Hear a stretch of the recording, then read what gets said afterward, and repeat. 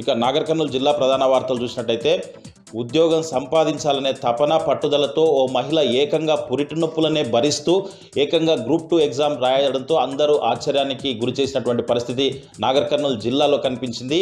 బల్మూరు మండలం బాణాల గ్రామానికి చెందినటువంటి రేవతి రెండవ కాన్పు కోసం ఈరోజు పురిటి నొప్పులు వస్తున్నప్పటికీ కూడా ఆమె గ్రూప్ 2 అభ్యర్థి కావడంతో ఆమెకు నాగర్ కర్నూలు జిల్లా కేంద్రంలోని బాయ్స్ హై స్కూల్లో సెంటర్ పడింది.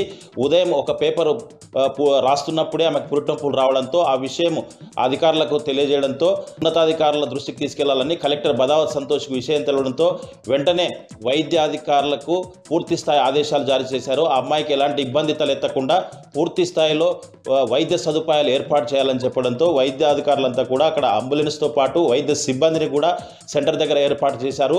రెండో పేపర్ ఎగ్జామ్ ముగిసిన వెంటనే రేవతి అనే గర్భవతిని హుటాహుటిన ప్రభుత్వ ఆసుపత్రికి అంబులెన్స్లో తరలించినటువంటి పరిస్థితి నాగర్ కర్నూలు జిల్లా కేంద్రంలో కనిపించింది. మరొక వార్త చూసినట్టయితే రైతుల వద్ద వడ్లు కొనుగోలు విషయంలో పూర్తి స్థాయిలో అధికారులకు అన్ని ఆదేశాలు ఇచ్చాం. రైతులకు ఎలాంటి ఇబ్బందులు అవకతవకలు ఉండదని ప్రభుత్వం అధికారులు చెప్తున్నప్పటికీ కొన్ని సెంటర్లలో అనేక ఇబ్బందులు రైతులు పడుతున్నటువంటి పరిస్థితి కనిపిస్తూ ఉంది.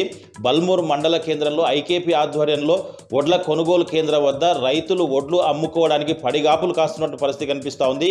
చాలా రోజుల నుంచి తెచ్చినటువంటి వడ్లు తేమ శాతం ఎక్కువగా ఉందని చెప్పేసి అనేక కొర్రీలు పెడుతూ వడ్లు కొనుగోలు చేయడం లేదని చివరకు చేసేదేం లేక అక్కడ ఆ దళారులంతా కూడా అక్కడికి వచ్చేసి వడ్లు తీసుకెళ్తున్నారని చెప్పేసి ఇదంతా కూడా అక్కడ ఐకేపీకి సంబంధించిన వాళ్ళతో దళారులు కుమ్మక్కై ఇదంతా కూడా నడుస్తుందని చెప్పేసి ప్రభుత్వం పట్టించుకొని వెంటనే వడ్ల కొనుగోలును పూర్తి స్థాయిలో కొనాలని, లేని పక్షంలో వర్షం పడిందంటే ధాన్యం పూర్తి స్థాయిలో తడిసి ముద్దవుతుందని చెప్పేసి ఇప్పటికే నష్టపోయాయని చెప్పి మరింత నష్టపోకముందే ప్రభుత్వం రైతుల వడ్ల కొనుగోలు చేసే విధంగా చూడాలని చెప్పేసి కూడా అక్కడ రైతులు డిమాండ్ చేస్తున్న పరిస్థితి కనిపిస్తుంది.